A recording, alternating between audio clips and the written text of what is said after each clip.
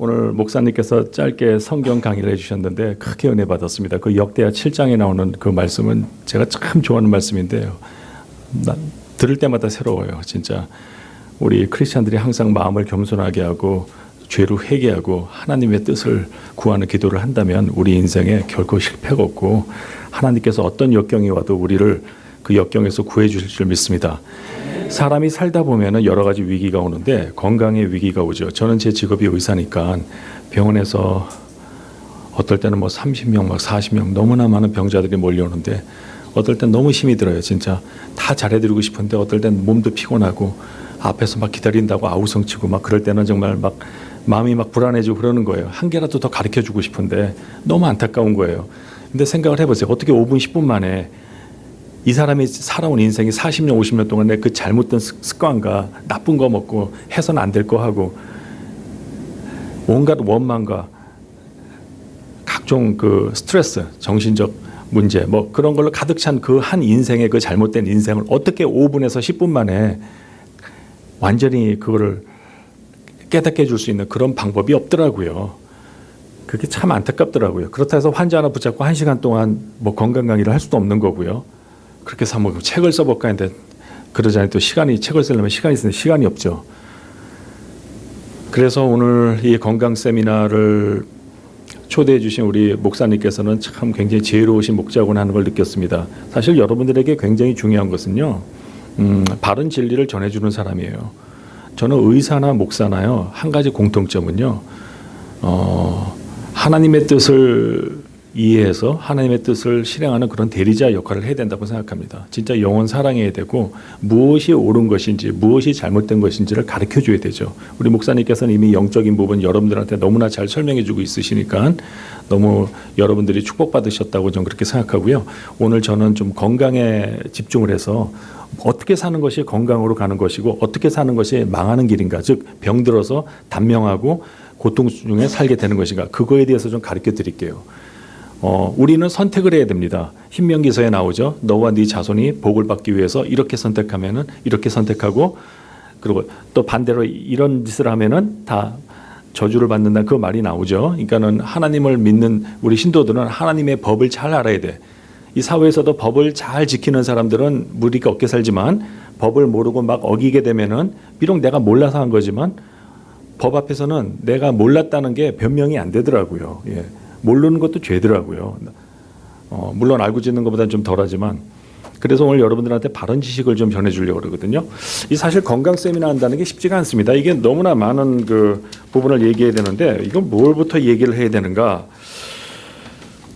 저는 이렇게 생각합니다. 거의 모든 질병의 한 80%? 이건 제 개인적인 견해, 80%는 잘못된 습관에서 옵니다. 잘못된 습관. 20%는 조상 탓해도 돼요. 조상한테서 나쁜 유전자를 물려받아서 어떤 사람은 고기를 한 번도 안 먹는데 콜레스테롤이 막 재보면 300, 400이 나와. 이건 그 사람의 생활 방식이 잘못된 게 아니고요. 그 조상한테 받은 유전자의 문제죠. 예, 그런 경우는 어쩔 수가 없죠. 근데 그런 유전적인 경우를 제가 보니까는 한 100명 중에 한 명도 안 되더라고요. 그러니까 그렇다면 내가 아까 뭐 80%가 잘못된 습관에서 나온다고 그랬는데 한 거의 90% 이상으로 봐야 되지 않을까 싶어요. 거의 우리가 살면서 걸리는 병은요, 다 우리가 잘못 살아서 그런 거예요. 하나님을 원망할 필요도 없고 내 조상을 원망할 일도 아닌 것 같아요. 자기가 잘못 살아서 그렇게 된 거고, 잘못 산 이유는 주위에서 무엇이 잘못됐다 잘됐다라고 가르쳐주는 교사가 없었기 때문에, 즉 제대로 의사의 역할을 하는 의사가 별로 없었다는 얘기지. 그냥 약만 써주고 진단만 하고 수술만 하고 끝이지. 그러다 보니까 의사 자신들도 암으로 죽고, 제가 잘 아는 어떤 폐암 전문의 선생님이 그렇게 폐암 환자들을 많이 수술했는데 본인이 결국 폐암에 걸려 죽었거든요. 본인이 담배를 그렇게 좋아하셨다고. 예, 그럼 그 사람이 그 담배가 해로운 걸 알았을 텐데 왜 그렇게 본인은 담배를 피고 결국은 폐암 전문의가 폐암으로 죽었다. 이거 비극 아니겠습니까? 의사들 자신이 양생법을 모르고 그냥 기능적인, 그냥 외과적으로 잘라내는 그런 것만 배우다 보니까 이 건강 증진에 관해서 무지하게 됐고요. 그리고 오늘날 이 미국의 모든 의료가 너무 이 비즈니스화되다 보니까 제약회사에서 만든 이제 그 약들을 이제 주로 쓰는 쪽으로 갈 수밖에 없고, 왜냐하면 그분들이 그 많은 돈으로 임상 실험을 했기 때문에 절대 제가 그래서 뭐 제약해서 뭐 나쁘다 그러는 거 아니에요. 어떻게 보면 굉장히 큰 축복이죠. 그런 약들이 있으니까 그나마 우리가 사는 거예요. 근데 제가 얘기하는 건 뭐 제약해서 나쁘다는 게 아니라 이제 주로 이제 그런 약들을 쓰는 쪽으로 가다 보니까는 치료하는 데만 그런 약들을 쓰는 데만 집중이 됐지 왜 그런 병이 나왔는가 우리의 잘못된 생활 방식을 얘기하는 쪽에는 우리가 많이 소홀히 했다는 그런 생각을 하게 된 거예요. 그래서 먼저 제가 우리의 생활 습관 중에서 음식에 대해서 말씀을 드리는데요. 음식에 있어서 모든 것이 우리가 먹을 수 있지만 모든 것이 다 유익한 게 아니라는 사실입니다. 아시겠죠? 성경에 보면은 왜 그 구약의 제사법에서는 뭐 이거는 뭐 정결한 음식, 저거는 부정한 음식 그런 거 나오죠. 저는 뭐 제가 뭐 구약 전문가도 아니고 신학자도 아니기 때문에 거기에 대해서 잘은 모르지만 근데 하나님께서 무엇을 가하다고 무엇을 하지 말라고 했을 땐 거기에 반드시 어떤 이유가 있다고 생각하거든요. 우리가 이제 창세기 1장 29절에 보면 여기 이런 말이 있어요. 하나님이 이르시되 내가 온 지면에 씨 맺는 모든 채소와 여기 중요하게 씨 맺는 모든 채소 대표적으로 뭐가 있죠? 쌀이죠. 쌀이 씨 맺는 채소 맞아요. 또 뭐 있죠? 깨 씨 맺는 채소 맞죠? 씨 맺는 채소가 있고 씨 가진 열매 맺는 모든 나무라고 그랬거든요. 그러니까 나무에서 열매가 있는데 씨를 갖는 열매가 있대요. 예를 들면 뭐가 있죠? 사과도 있고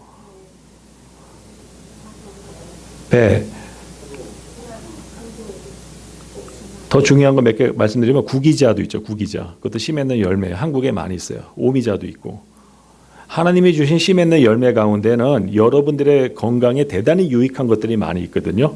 사실 사과나 배 그렇게 좋은 거 아니에요. 거기 너무 당이 많아가지고 당뇨 환자들 많이 먹으면 혈당 많이 올라가요. 당뇨 환자들 있으면 한번 사과 하나 먹고 한 시간 있다 혈당 재보서 200이 확 넘어가 버려요.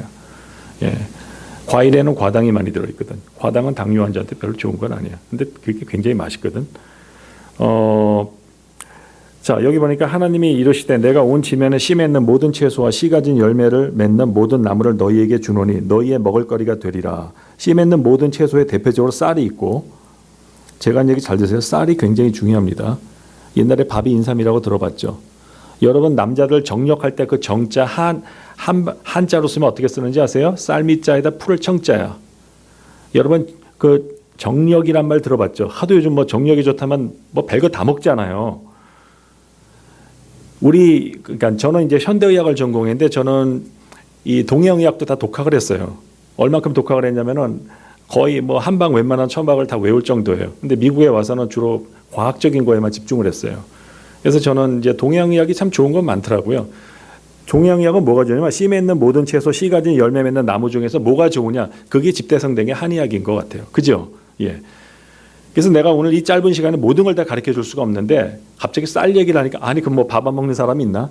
뭐 여러분들 그렇게 얘기하시는 것 같은데 예. 요즘 보면 너무 뭐 라면이나 뭐 국수 종류 많이 먹잖아요. 하지만 밥은 대단히 중요합니다. 밥을 잘 먹어야 돼. 그 정력할 때 정자가 쌀미자에다 풀을 청자 즉 채소를 얘기하는 거야. 예. 그러니까 쌀을 주식으로 하고 하나님이 주신 땅에서 나는 채소를 골고루 먹으라 그 말이에요. 예. 밥이 얼마나 중요하냐면은 쌀을 갖다가 어떻게 먹는 게 좋으냐에 대해서도 여러 가지 논란이 있었는데 저는 역시 쌀 배아가 들어있는 현미가 좋다고 보거든요. 근데 이제 현미는 그 각질에 이제 좀 안 좋은 성분들이 있어서 이게 미네랄 흡수를 방해한다는 게 그것도 우리가 알고 있어요. 그래서 이제 현미식을 하면서 미네랄이 부족해지긴 쉬운데 근데 뭐 균형 잡힌 식생활을 하면 그것도 그렇게 크게 문제는 안 돼요. 그래서 브라운 라이스를 먹는데 우리가 왜 그 밥을 갖다가 착하면 그 밥 국물이 이렇게 모여가지고 왜 그 맛있는 그 고소한 거 나오죠. 예, 그 냄새가 좋죠. 뭐 숭늉이라고도 하고 뭐 그런 거 있지 않습니까? 그러니까 하루 세끼 밥을 잘 먹는 게 대단히 중요하다. 밥을 꼭 지어서 먹고요. 좀 소화 기능이 약한 사람은 죽을 먹으면 돼요. 현미쌀을 갖다 물에다가 1시간에서 2시간 정도 담가 놓은 다음에 믹서기로 갈아가지고 조금만 데우면 아주 맛있는 죽이 되거든요. 그 쌀에는 우리 인체에 필요한 거의 모든 미네랄과 비타민이 다 들어있어요. 그게 쌀이 굉장히 중요합니다. 전 쌀이 그렇기 때문에 너무 그 가공된 그 밀가루 드시지 마세요. 예. 가급적이면 밥을 먹어라. 예, 밥을 먹어야 되는 것이고 가급적이면 현미밥을 먹으라고 제가 권하고 싶고요. 쌀을 주식으로 하는 사람들은 장수하게 돼 있고요. 자꾸 쌀 안 먹고 뭐 과일 먹게 되면 우리 수명이요. 예를 들어서 여러분 쌀 안 먹고 과일만 주식으로 하면 내가 다 나가는데 여러분 60 이상 못 살아요. 과일에 과당이 많이 들어있거든. 이 과당 독성에 대해서도 제가 이따 얘기를 해야 되는데 그래서 씨에 맺는 채소 중에 대표적으로 쌀이 있다. 쌀을 잘 활용하면 되고요. 그 다음에 이제 몇 가지 그 씨에 맺는 채소 중에서 여러분한테 도움이 되는 게 검정깨 있죠. 아까 제가 미네랄 부족을 얘기했잖아요. 현미쌀의 한 가지 단점이 미네랄 흡수를 방지하는 게 있다. 특히 철분 방지하거든요. 그거를 방지할 수 있는 방법은 하나님이 주신 검정깨. 그러니까 하나님이 얼마나 이 위대하신 분이냐면 우리가 필요한 모든 약을요 사실 자연에 이미 다 주셨어. 우리가 그거 몰라서 그렇지. 그것만 다 알아서 먹으면은요 우리 사실 병에 안 걸려요. 검정깨가 대단히 중요하다 이거예요. 검정깨 볶아서 먹어도 되고 뭐 날걸로 먹어도 되고요. 검정깨 별로 안 비싸잖아요. 난 오늘 여러분의 돈 안 드리고 건강해지는 아주 요긴한 법만 가르쳐 드릴게요. 오늘 목사님께서 저한테 성경 가르쳐 주셨으니까 저는 이거 가르쳐 드려야죠. 검정깨를 하루 6숟갈 정도를 먹으면 거기 모든 필요한 철분과 칼슘이 다 들어있고 그뿐만 아니라 미량 미네랄까지 다 들어있습니다. 깨에서 얻을 수 있는 이점은 대단히 많은데 세사민이라고 하는 그 지방이 있는데 그 강력한 항산화제예요. 예. 그건 막 이렇게 막 볶고 막 태워도 그건 잘 파괴가 안 돼. 그럼 세사몰이라고 하는 물질로 바뀌거든요. 그래서 그 참깨가 대단히 중요하다. 검정깨, 특히 저는 검정깨를 보통 우리가 그 검은색 음식을 그 슈퍼푸드라고 하는데 그건 맞는 얘기예요. 예. 되게 이제 검은색 물질을 띠고 있는 그 색소가 항산화 물질일 가능성은 거의 99%예요. 제가 화학 박사니까 그거 알죠. 그래서 저는 이 검정깨를 갖다가 별로 안 비싸니까 하루에 그거를 한 6숟갈에서 노인들은 한 12숟갈까지 먹어도 돼요.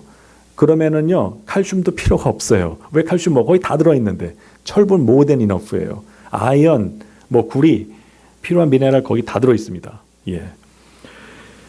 그 다음에 또 한 가지 이건 좀 구하기가 어려운데 토사자라고 들어봤어요? 토사자 새삼 씨앗인데 이건 한방에서 쓰는데 이건 좀 구하기가 어려워요. 한국에서 요즘에 뭐 토사자 재배가 뭐 성공했다 그러대요. 저도 그거를 좀 재배하는 데를 알면은 저도 그게 좀 필요한데. 토사자는 이 남자들 정력에도 굉장히 중요하고 정력 약한 사람들이 먹으면은 아주 건강해지죠. 테스토스테론 올라가고 그다음에 여성들 골다공증 환자들 허리 아픈 사람들은 토사자를 먹으라는 얘기예요. 토사자. 하나님이 주신 씨 맺는 모든 채소 중에서 쌀, 토사자, 검정깨 이 세 가지는 하나님이 주신 축복이다. 그중에 제일 중요한 건 역시 밥이고 밥을 주식으로 하세요. 자꾸 빵 같은 거 먹지 말고 밥을 주식으로 해야 돼요. 현미밥. 근데 현미밥을 먹으면 미네랄이 좀 부족할 수 있다 그랬죠? 그건 깨로 보강하면 되고, 그 다음에 이제 깨하고 쌀에 들어있지 않은 이제 우리가 모르는 또 이제 그 파이토스테롤, 그 스테로이드 호르몬하고 좀 유사하지만 식물에 있어서 우리가 이제 스테롤이라 하는데 그런 건 이제 토사자에 있습니다. 토사자가 근데 구하기가 좀 어려울 것 같아서 이거는 좀 여러분들이 좀 현실적으로 구하기가 어려울 것 같고, 그러면 씨 가진 열매 맺는 나무를 봅시다. 여러분 잣 알죠? 잣. 잣이 대단히 몸에 좋거든요. 그러니까 현미 잣죽을 써 먹으면 돼. 예, 현미 잣죽. 특히 노인들한테 현미 잣죽은 대단히 좋아요. 예.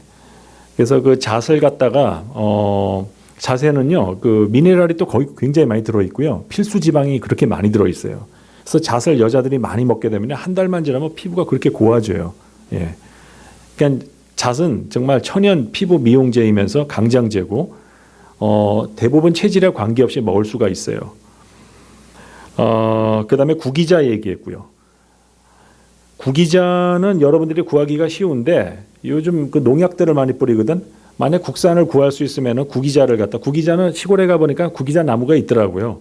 그런데 사는 사람들은 참 행운이야. 그거 다 그냥 따다가 먹으면 되는데 저도 좀 집안에다가 좀 집 앞에다 구기자 나무 하나 심으면 어떨까. 이 구기자가 대단히 이 인체에 좋거든요. 특히 간하고 신장을 보호해주고 눈에도 좋아요. 구기자를 이제 끓이면 빨간색 물이 나오는데 항산화제거든요. 구기자를 장복하면 장수할 수 있습니다. 저희 집안에 내려오는 비방 중에 하나가, 저희 집안은 뭐 거의가 다 의사였는데 저희 뭐 4대 증조부도 의원이었고 저희 집안은 거의가 다 의사예요. 저희 할아버지가 어렸을 때부터 한의학을 공부해서 구기자하고 결명자를 끓여서 그 물을 갖다가, 저희 아버님도 의사고 근데 저희 집안은 그 물을, 근데 요즘은 잘 안 먹더라고. 근데 그 물 잘 먹을 땐 다들 건강했어. 그러니까 구기자하고 결명자를 이제 보리차 대신에 우리 끓여서 먹었거든. 대단히 좋습니다. 예. 그 다음에 오미자. 오미자 들어보셨어요? 5가지 마시는 오미자인데 오미자가 대단히 좋은데요. 오미자는 어떻게 먹으면 되냐면 오미자 한 주먹을 찬물에다가 집어넣고 그냥 냉장고에다 한 이틀 정도 놔두면은요 빨간색 물이 되거든요. 그 물을 그냥 마시면 돼요. 오미자를 먹으면 정신이 안정됩니다. 오랫동안 먹으면 불면증도 없어지고 마음이 안정이 돼요. 정신을 안정시키는데 오미자같이 좋은 게 없고요. 오미자는 폐에 특히 좋습니다.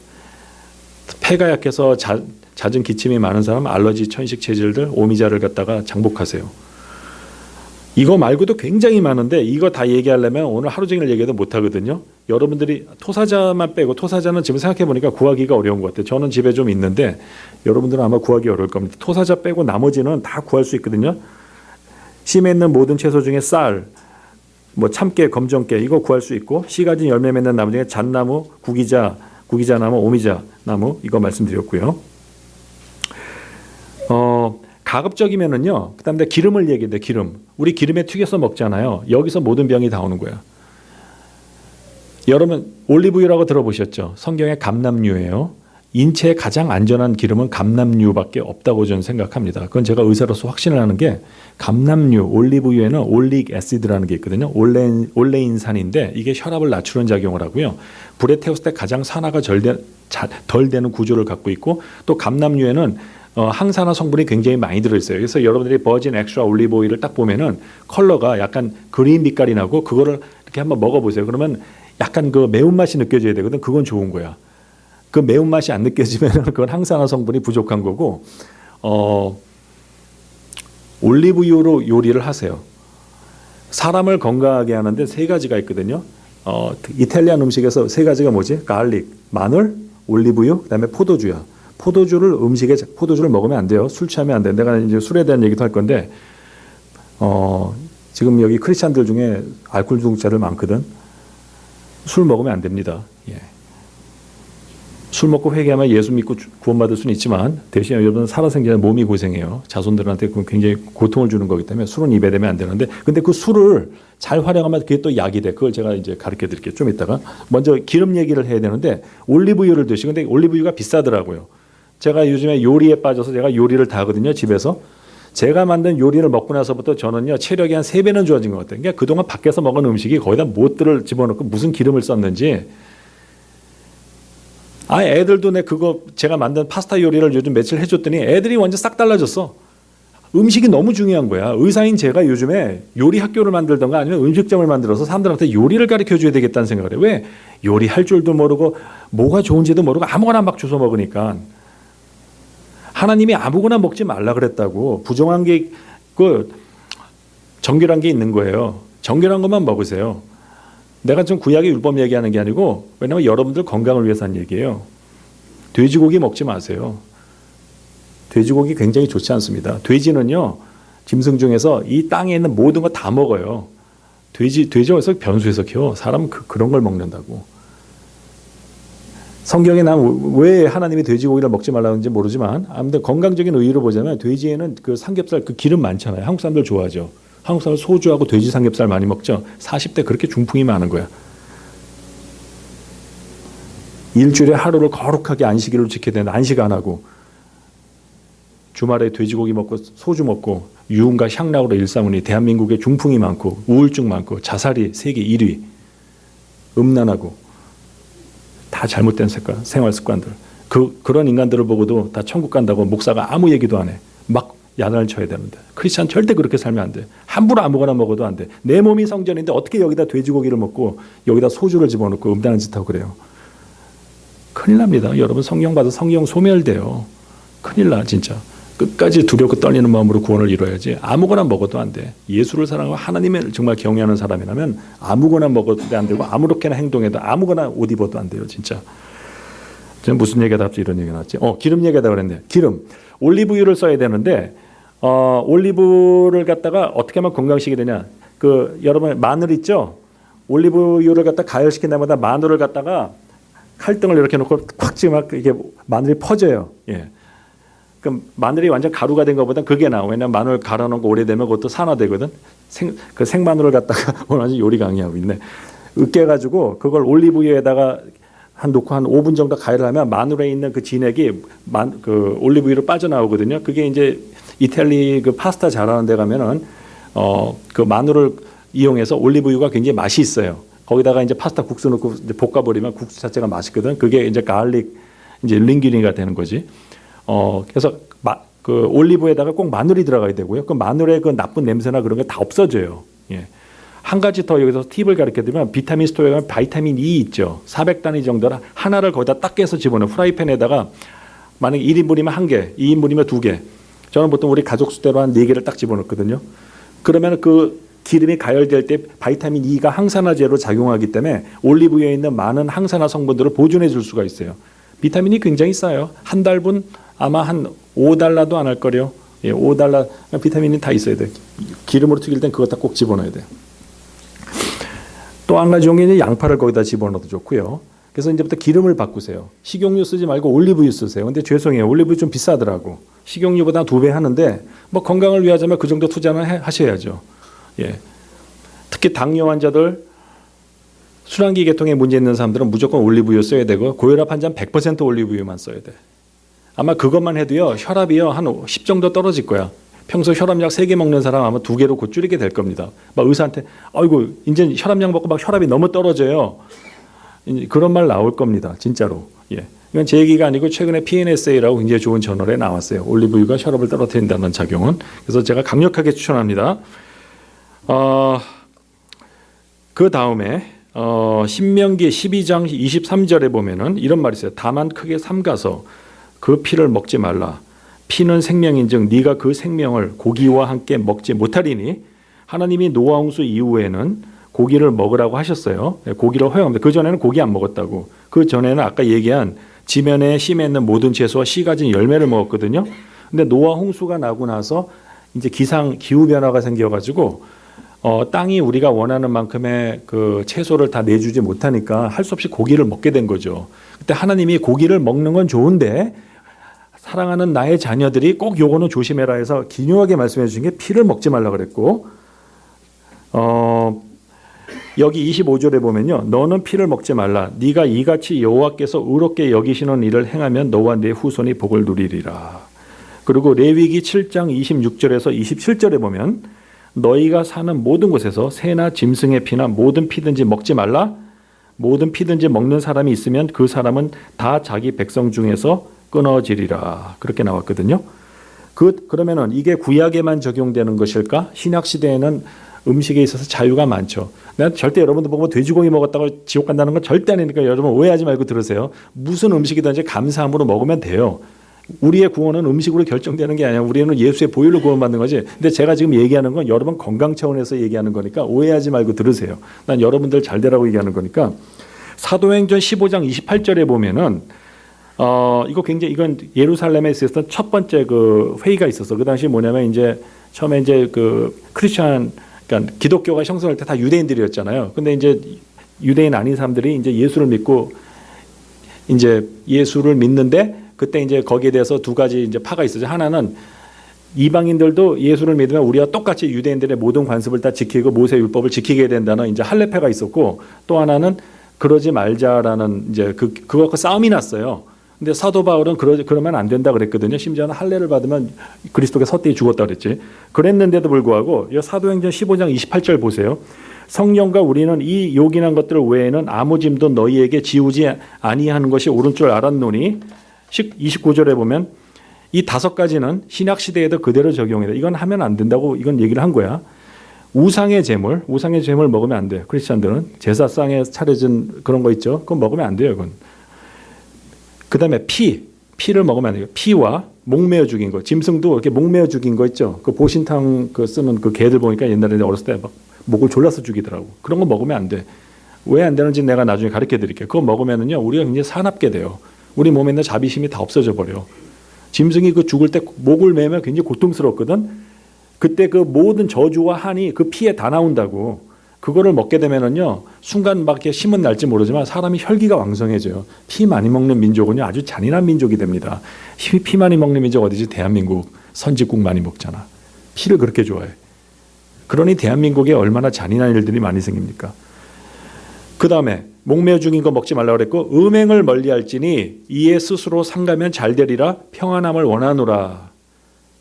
이건 제 얘기가 아니고 예루살렘에서 사도 바울을 포함해서 모든 사람들이 이렇게 하는 것이 가하다라고 결의한 거야. 이 5가지 중에 하나가 피를 먹지 말라고 그래. 그러니까 크리스천들은 피를 먹으면 돼요? 안 돼요? 안 돼. 여기 자꾸 이상한 신학적인 이론 붙이지 마세요. 성경에서 하지 말라면 안 하는 거야. 자꾸 거기다가 그냥 술, 담배 하는 건 나쁜 거예요. 그거 하지 말려면 안 하면 되는데 하도 요즘 사람들이 그냥 하다 하니까 말을 안 듣거든. 그러니까 자꾸 내가 의학적인 얘기를 안 해줄 수가 없지. 근데 성경은 안 믿어도 과학은 믿더라고요. 그러니까 오늘 과학적인 얘기는 해도 되겠죠. 예. 여기 이사야서 66장 17절에 보면 스스로 거룩하게 구별하여 스스로 정결하게 하고 그 동산에 들어가서 그 가운데 있는 자를 따라 돼지고기와 가증한 물건과 쥐를 먹는 자가 다 함께 망하리라 여호와의 말씀이니라. 예. 하나님께서 가증하다고 한 건 하지 않는 게 좋습니다. 그게 제 생각입니다. 단 내가 가증한 거라서 한 영혼이라도 예수께 데려올 수 있다면 하세요. 그건 죄가 아니지. 우리가 무슨 율법주의 하는 게 아니야. 내가 돼지고기 먹어서 내 형제를 예수께 인도할 수 있다면 돼지 삼겹살 100그릇도 먹겠다 이 말이야. 무슨 말씀인지 알죠? 그거 하나님이 정죄 안 해요. 왜? 내가 감사함으로 먹었으니까. 하지만 내가 좋아서 먹진 않는다고. 그 차이 알겠어요 여러분? 내가 선지국 먹어서 내 형제를 구원할 수 있다면 피 먹죠. 나 싫어해도. 그건 내가 그야말로 희생하는 거지. 리빙 세크리파이스지. 하지만 일부러 안 먹는다고. 나한테 가하지만 다 유익한 게 아니니까. 아시겠죠? 그러니까 혹시 여러분들 중에 피 좋아하는 사람들 있으면 뭐 정력에 좋다고 무슨 사슴 피를 먹고 절대 크리스찬은 그런 짓 하면 안 돼. 성경에 하지 말라 그러잖아요. 하지 말라는 거 하면요 꼭 대가가 옵니다. 예. 다윗이 간음하고 나가지고 죄 용서 받았어요, 안 받았어요? 받았지. 받았잖아요. 예. 하지만 살아생전에 그 과보를 받았어요, 안 받았어요? 받았어요. 난 그게 무섭다는 거야. 하나님은 용서해 주지만 육신의 고통이 옵니다. 왜 그럼 하나님의 육신의 고통을 줄까? 다 용서해 주면 화끈하게 다 용서해 주지. 그렇게 해서 다시는 죄 안 짓게 하려고 꼭 벌이 오거든요. 사랑하는 자식을 부모가 징계하듯이 하나님께서도 우리 죄를 용서해 주지만 징계를 해요. 우리를 다시는 죄 못 짓게 해주려고. 그 남자들 중에 그냥 완전히 성성기능 저하증 걸려서 고자된 사람들 보면은 젊었을 때 아주 그냥 개판 5분 전 살았어. 그래서 그 사람 나중에 예수 믿는데 하나님이 그냥 고안을 쳐가지고 완전히 그냥 여자를 만들어놨네. 남성 호르몬이 거의 바닥이야. 왜? 그 사람 남성 호르몬 또 올려주면 또 범죄하니까 하나님이 그렇게 만든 거야. 그렇다면 그 병은 할 수 없지 뭐. 하나님이 주신 거니까 뭐 짊어져야지. 사도 바울도 몸에 무슨 뭐 병이 있다 그러는데 예수님이 안 고쳐주셨다고 그거 나오죠. 예. 어떤 병은요. 하나님이 주시는 병은 그냥 받아야 되고 어쩔 수가 없어. 그거는 하나님께서 그래요. 암 환자들이나 진짜 이건 제가 봐도 어떻게 될지 모르는지 그런 너무 심한 환자들이 오면 그래요. 저는 하나님을 경외하는 사람인데 제가 병의 원인을 다 알 수는 없지만 이건 하나님하고 푸세요. 하나님께 기도하세요. 이건 제가 풀 수 있는 문제가 아닙니다. 제가 의사로서 모든 걸 다 하지만 하나님하고 결판 지으세요. 그런 환자가 있어요. 담도암에 걸려 다 죽게 됐는데 야, 이 사람 이거 어떡하지? 이거 수술을 해야 되나 말아야 되나? 근데 제가 그랬거든요. 이 사람의 인생 살아온 거 보니까 아주 그냥 방탕하게 살았어. 근데 교회는 또 잘 다니고 있거든요. 이번에 한번 금식하고 하나님께 기도해 보세요. 이번에 정말 하나님이 이 병 고쳐주시면은 정말 새로운 인생을 살겠다고 한번 하나님께 가서 기도해 보라고. 근데 이 사람이 병이 다 났어요. 진짜 완전히. 그래가지고 왔거든. 그래서 내가 그때 하나님하고 한 그 약속 잘 기억하고 있으니까 뭐 기억은 하는데 뭐 다 보니까 다 까먹었어. 그래서 속으로 아이고 이제 더 큰 거 온다. 그렇기 때문에 우리가 죄를 지면 안 되는 게 죄를 지면은 하나님이 징계를 해요. 예, 우리 영혼은 구원을 받지만 우리 육신이 불 가운데서 그냥 완전히 그냥 지글지글 철판 구이처럼 되는 거예요. 그러니까는 우리 인생 편안하게 살자고. 매 안 맞고 사는 게 장땡이라니까. 매를 한 대도 안 맞는 게 제일 좋아. 매 맞을 필요가 없는 사람이 되자 이거야. 그게 인생을 잘 사는 길이에요. 그 다음에 술과 과식을 피하라. 야, 요즘 이 한국 교회가 이거 어떻게 된 건지 이게 무율법주의가 돼가지고 뭐 예수 믿으면 이미 뭐 내가 미래적까지 다 사함 받았는데 뭐 내가 어떻게 살든 하나님이 어차피 내 영혼 책임져 주니까 뭐 이제부터 나는 마음 놓고 죄 짓고 산다라고 하는 구원파 교리가 지금 대한민국에 많죠. 이게 오늘날 기독교를 개독교로 만든 주 원인이라고 저는 생각합니다. 두렵고 떨리는 마음으로 구원을 이루라고 했더니 오히려 그냥 하나님이 주신 그 자유를 갖다가 죄 짓는데 막 써버리고 이것은 본래 복음하고는 전혀 거리가 먼 거죠. 우리가 죄를 심상히 여기고 교회에서 죄에 대해서 경책을 하지 않으니까 교인들이 완전 다 복받고 그냥 좀 선한이라면 나중에 하늘나라에 상급 산다고 그냥 그거에 빠져가지고 그러니까 기독교가 개독교가 된 거예요. 정말 너무 가슴이 아파요 진짜. 우리 주님이 우리를 위해서 어떤 일을 하셨는데 그걸 안다면 그렇게 할 수가 없거든요 진짜로. 잠언 23장 2절에 보면 네가 만일 음식을 탐하는 자거든 즉 과식하는 사람 네 목에 칼을 둘 것이니라. 즉 음식을 절제하라는 얘기야. 잠언 23장 20절에서 21절에 보면 이런 말을 써요. 술을 즐겨하는 자들과 고기를 탐하는 자들과 더불어 사귀지 말라. 술 취하고 음식을 탐하는 자는 가난하여질 것이요. 이게 벌이지. 잠자기를 즐겨하는 자는 헤어진 옷을 입을 것입니다. 여기서 고기를 탐하는 자, 고기란 말은요 미시인데 이건 원래 음식이라는 뜻하고 똑같아요. 그러니까 여기서 고기를 음식으로 바꿔서 해석해 돼. 다시 말하면 술을 잘 즐겨 마시고 고기 음식을 과식하는 사람, 대식가들, 영어로 글로톤이라고 그래. 글로톤들은 이런 아이 사귀지 말라 해서 왜? 이런 사람들은 대부분 다른 쪽으로 본능이 발달해서요. 아주 죄악된 삶을 사는 사람들이 많더라고 내가 보니까는. 주색 잡기 그냥 산에 진미 먹고 이런 사람들 보면 운이 좋은 것 같지만 나중에 다 가난해져. 그리고 나중에 몸이 다 병 걸려서 죽을 때는 그냥 먹고 싶은 거 먹지도 못하고 입에다 호수 꽂고 앉아 있다고. 그런 사람들 많이 있죠. 술과 과식을 피해야 돼. 많이 먹어도 안 돼. 예. 그리고 술은 완전히 먹으면 안 돼요. 왜 술을 먹으면 안 되냐면은 술을 먹게 되면은 아까 내가 우리 여기 EM에서 강의했는데 우리 그 전전두엽에 그 이성을 담당하는 뇌가 있거든. 그게 마비가 돼. 그러면 우리 그 뇌 안에는요 동물적인 뇌들이 있어요. 그 동물적인 뇌 중에는요 분노 센터가 있어요. 거기를 만약에 내가 여러분들 그 전기 그 바늘로 거기다 집어넣어 전기자극 딱 주잖아. 여러분 그 순간 다 살인해요. 100%. 우리 안에 분노 센터가 있다고. 근데 그게 왜 우리가 화나도 왜 막 살인하거나 누구 안 때리냐면 우리 여기서 오른쪽 배외측 전전두엽이 그 분노 센터를 막고 있기 때문에 그런 거야. 우리 안에 개, 돼지, 모든 짐승하고 동일한 그 뇌가 있어요. 그게 바로 로마서 7장에 나오는 내 안에 있는 죄의 법이에요. 죄의 법. 죄의 지체가 우리 안에 있다니까. 그 죄의 지체는 항상 이기적이야. 자기가 원하는 것만 하려고 그래. 하나님의 말씀이 뭐라는 거 I don't care예요. 그러니까 우리가 만약에 이 전전두엽 기능이 마비되면 우리는 짐승과 다를 바가 없고 교회 나와도 소용이 없어. 교회 아무리 들어도 이게 없는 사람한테는 소교의 경일계라고 들어봤어요? 백날 얘기해줘도 아무런 변화 안 생겨요. 왜 그렇게 됐는가? 아까 제가 청소년들 얘기했는데 인터넷 포르노 중독이 돼서 그래. 그리고 인터넷 포르노뿐만 아니라 술 중독도 그 중에 하나고 마약, 도박 그거 중독된 사람한테는 아무리 하나님 말씀 가르쳐줘도 안 돼요. 제가 아는 어떤 목사님이 청소년들 앞에서 그런 얘기를 하는데 옛날에는 뭐 하루만 분행하면 청소년들이 다 뭐 울고 뭐 회개하고 그러는데 요즘 애들은요 3주를 해도 겨우 안 되더래. 왜? 애들이 하도 이 나쁜 걸 많이 봐가지고 뇌에 전전두엽이 다 마비가 됐대요. 어른들도 마찬가지야. 아버지가 뭐 음란물 보고 있는데 아들 보고 보지 말라고 얘기할 수 있나? 자, 그러면 아들이 그러죠. 그럼 너나 잘해라. 이렇게 얘기할 거 아니에요. 부모들이 뭐가 선인지 악인지도 모르고 교회를 20년, 30년 다녔어도 나쁜 거 먹고 나쁜 해로운 습관에 빠져 살고 나쁜 거 보고 나쁜 중독돼 가지고 살고 나는 이미 천국 갔다고 믿고 살고 있으니 애들이 그거 보고 그런 일에서 나도 안 믿는다 해서 애들이 교회 다 떠나버렸어. 오늘날 미국의 청소년들이 교회 없는 이유는 교회가 교회로서의 제대로 된 진리를 전하지 못하니까 애들이 식상해서 그런 거야. 뭐 좋은 프로그램이 없어가 아니에요. 뭐 좋은 건물 필요 없어요. 바른 진리만 전해보세요. 벌떼같이 모여 사람들이 영혼이 영적으로 갈급하기 때문에 배가 고프기 때문에.